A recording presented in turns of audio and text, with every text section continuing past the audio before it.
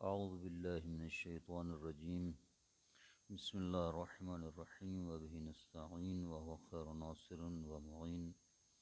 مواقع حمزۃ الوصل وحمزۃ القطع۔ آج حمز وصلی اور حمز قطعی کی بحث ہے کہ کہاں کہاں پر حمزہ وصل ہوتا ہے، کہاں کہاں پر حمزہ قطع ہوتا ہے۔ اور اس سے پہلے حمز وصلی اور حمز قطعی یعنی حمز وصل اور حمز قطع کی تعریف کریں گے مثالوں کے ساتھ۔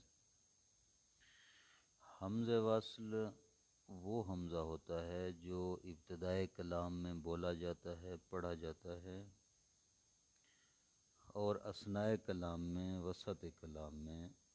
اس کو ساقط کر دیا جاتا ہے، نہیں پڑھا جاتا۔ البتہ اس کو لکھا جاتا ہے بعض مقامات پر، اگرچہ بعض مقامات پر اس کو لکھا بھی نہیں جاتا، پیچھے کتابت کی بحث میں یہ بات آئی ہے۔ جیسے اجلس یا رجلو، یہ اجلس کا حمزہ حمز وصل ہے، کلام کی ابتدا میں اس کو پڑھ رہے ہیں، لیکن جب یہ کلام کے درمیان میں آئے گا تو اس کو ساقط کر دیا جائے گا۔ اگر آپ یوں پڑھیں یا راجو لجلس تو یہاں پر حمز وصل کو جو ہے نہیں پڑھا جائے گا، ساقط کر دیا جائے گا۔ اور حمز قطعی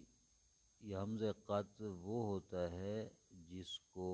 جہاں بھی واقع ہو جائے پڑھا جاتا ہے، اس کا تلفظ کیا جاتا ہے، کلام کے ابتدا میں ہو یا کلام کے وسط میں ہو۔ جیسے اکرم یا رجلو، اس میں اکرم کا جو حمزہ ہے یہ کلام کی ابتدا میں اس کو پڑھ رہے ہیں، اگر یہی حمزہ کلام کے درمیان میں آ جائے تو بھی اس کو پڑھا جائے گا، ساقط نہیں کیا جائے گا۔ مثلا آپ یوں کہیں کہ یا رجلو اکرم، تو یہاں پر حمز وصل حمز قطع پڑھیں گے، یا رجل اکرم نہیں پڑھیں گے بلکہ یا رجلو اکرم۔ یہ تو ہوگی تعریف حمزے کی۔ اب کہتے ہیں کہ حمز وصل قیاسی بھی ہوتا ہے اور سماعی بھی ہوتا ہے، یعنی ایک طرح دو قسمیں ہوگی حمز وصل کی، قیاسی اور سماعی۔ حمز قیاسی چند مقامات پر ہے اور چند مقامات پر حمز سماعی ہے۔ فعل ماضی خماسی ہو، سداسی یعنی 6 حرفی ہو، اور ان کے امر، ان کا مصدر، ان میں حمزہ قیاسی طور پر وصلی ہوتا ہے۔ اور اسی طرح فعل ثلاثی کے امر میں بھی حمزہ وصلی ہوتا ہے، فعل امر سے پہلے جو حمزہ زائدہ ہوتا ہے وہ حمزہ وصلی ہوتا ہے۔ یہ تو ہے قیاسی طور پر حمزہ وصلی۔ اب سماعی 10 اسماء ایسے ہیں جن میں حمزہ وصلی سماعی ہے، وہاں پر کوئی قاعدہ قانون نہیں ہے، اور اہل عرب سے سنا ہے وہ ایسے ہی پڑھتے ہیں اس کو سماعی کر کے، یعنی کلام کے درمیان میں اس کو ساقط کر دیتے ہیں۔ وہ 10 اسماء یہ ہیں: اسم، استن، ابن، ابنم، ابنۃ، امرؤ، امرأۃ، اثنان، اثنتان، ایمن، ایمو وغیرہ۔ یہ جو ہیں 10 اسماء ہیں جن میں حمزہ سماعی طور پر وصلی ہے۔ اور اسی طرح ایک حرف حروف میں سے جس کا حمزہ سماعی طور پر وصلی ہے، اور وہ حرف حرف ال ہے، جس کو الف لام تعریف کہا جاتا ہے، اس کا حمزہ بھی سماعاً وصلی ہوتا ہے۔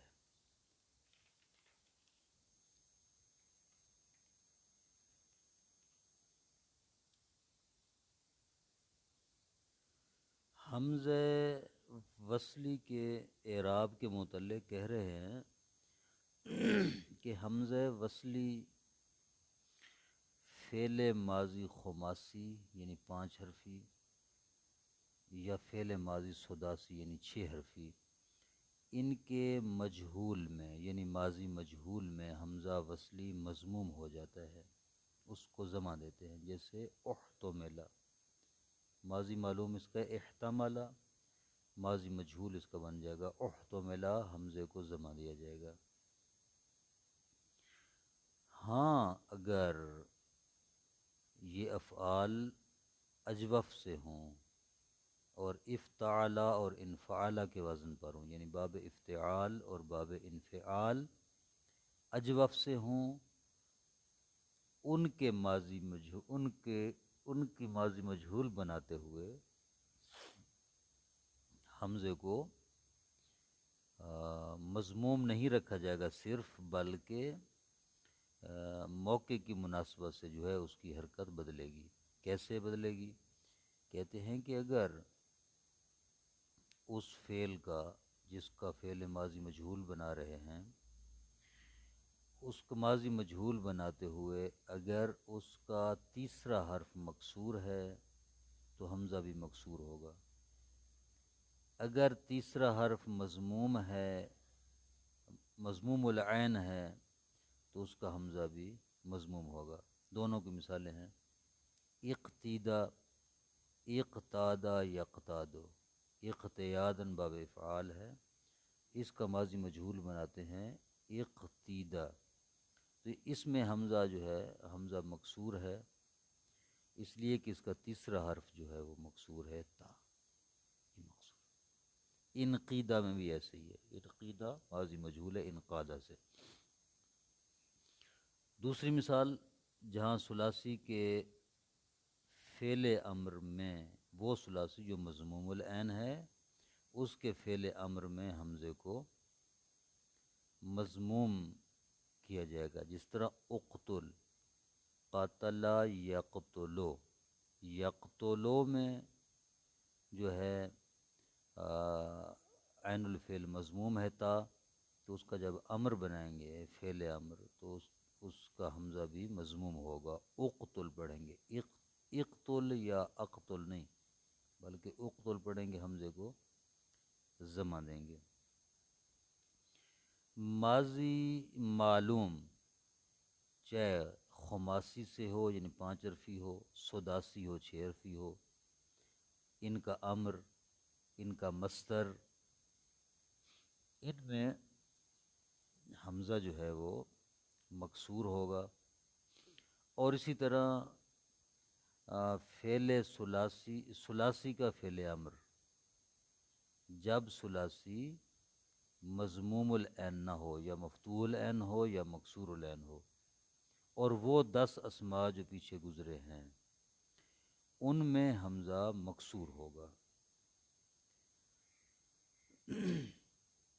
الف لام کا جو حمزہ ہے ال کا، یہ مفتوح ہے، واجباً مفتوح ہے، یعنی اس کو فتح دینا واجب ہے۔ کلمہ ایمون اور ایمو کا حمزہ جو ہے اس کو فتح دینا راجح ہے، کسرہ بھی دے سکتے ہیں، ایمون ایمو پڑھ سکتے ہیں، لیکن راجح یہ ہے کہ اس کو فتح دیا جائے۔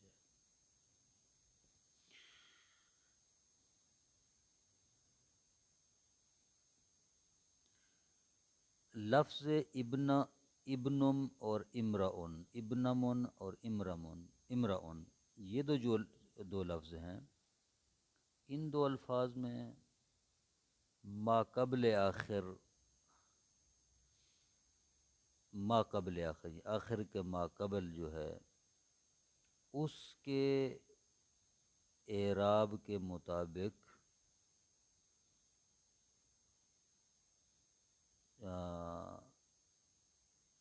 عفن کلمہ لفظ ابنمن اور امرؤن میں ما قبل آخر کو اس کے آخر کی حرکت کے تابع لایا جائے گا، آخر کی جو بھی حرکت ہے وہی حرکت آخر کے ما قبل پر ہوگی۔ جیسے ابنمون، اگر آخر پہ فتح ہے تو آخر کا ما قبل بھی مفتوح ہوگا، آخری حرف پہ ضمہ ہے تو ما قبل بھی مضموم ہوگا، آخری حرف پہ کسر ہے تو ما قبل بھی مکسور ہوگا۔ مثالیں دے رہے ہیں، خازرہ، خازا رب نومون ومرؤن، یہاں پر رفع حالت ہے تو ابن من کے اوپر ضمہ ہے، امرؤن کے اوپر ضمہ ہے آخر پہ، چونکہ رفع حالت ہے تو آخر کے ما قبل یعنی نون کو اور را کو بھی ضمہ دیا جائے گا۔ ابنومن، ابنامن نہیں پڑھا جائے گا، امراؤن نہیں، امرؤن۔ رأیت ابن من امرأن، یہاں پر نسبی حالت ہے، آخر پہ جو ہے فتح ہے تو ما قبل کو بھی مفتوح کریں گے، اب نمن، اب نومن نہیں، امرأن، امروان نہیں پڑھیں گے۔ مرار تو ببن من ومرئن، یہاں پر جو ہے جری حالت ہے تو آخر کے اوپر کسرہ ہے، لہٰذا ما قبل کو مکسور پڑھیں گے، ابن من، ابن نامن یا ابن نومن نہیں پڑھیں گے بلکہ ابن من۔ امرئن، امرائن، امروئن نہیں پڑھیں گے بلکہ امرئن پڑھیں گے، آخر کے ما قبل کو آخر کی حرکت کے تابع لگائیں گے۔ حمزہ قطعی ان مقامات پر جو ہے قیاسی ہوتا ہے، فعل ماضی رباعی سے، اس کا امر، اس کا مصدر، اور ہر فعل مضارع میں حمزہ قطعی ہوتا ہے قیاسی طور پر۔ حمزہ قطعی کی، خود حمزہ قطعی کے اعراب کے متعلق کہہ رہے ہیں کہ حمزہ قطعی ماضی رباعی اور امر رباعی میں قیاسی طور پر مفتوح ہوتا ہے، حمزے کے اوپر فتح ہوتا ہے، لیکن ان کے علاوہ فتح بھی پڑھ سکتے ہیں، کسرہ بھی پڑھ سکتے ہیں، اور وہ فتح اور کسرہ سماعی ہوتا ہے، جیسے اہل عرب بولتے ہیں ویسے ہی ہم پڑھیں گے۔ اگر حمزہ قطعی اصلی ہو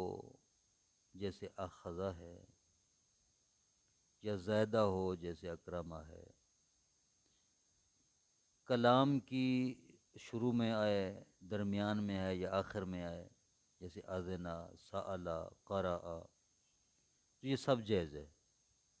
یعنی حمزہ قطعی کلام کے شروع میں بھی آتا ہے، درمیان میں بھی، آخر میں بھی پڑھا جاتا ہے، جس سے پہلے گزرا ہے، پہلے اس کی تعریف میں جیسے کہا گیا ہے۔ حمزہ قطعی حروف اصلی میں سے بھی ہوتا ہے، جیسے آخذہ، حروف زائدہ بھی، حرف زائدہ بھی ہوتا ہے، جیسے اکرمہ میں حمزہ، یہ حمزہ زائدہ ہے، لیکن حمزہ وصلی جو ہے وہ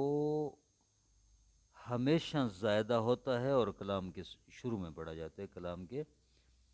درمیان میں اس کو پڑھا نہیں جاتا بلکہ ساکت کر دیا جاتا ہے، جیسے کہ اس کی تعریف میں یہ بات آئی ہے۔ یہ ہے کل باس جو ہے حمزہ کی، کہ حمزہ وصلی کی کیا تعریف ہے، حمزہ قطعی کی کیا تعریف ہے، پھر حمزہ وصلی کہاں پر قیاسی ہوتا ہے، کہاں پر سماعی ہوتا ہے، اور اسی طرح حمزہ قطعی کہاں پر جو ہے وہ قیاسی ہوتا ہے، حمزہ قطعی کا اعراب کیا ہے، اور آخر میں کہ حمزہ قطعی حروف اصلیہ میں سے بھی ہو سکتا ہے، حروف زائدہ میں سے بھی ہو سکتا ہے، لیکن حمزہ وصل جو ہے وہ صرف اور صرف حرف زائد ہوتا ہے، اور کلام کے شروع میں اس کا تلفظ ہو سکتا ہے، کلام کے بیچ میں اس کا تلفظ ممکن نہیں ہے۔ تو اتنی بحث کافی ہے، اس کا ترجمہ جو ہے وہ اگلے سبق میں بیان کیا جائے گا۔ وصلی اللہ علی محمد وآلہ وسلم۔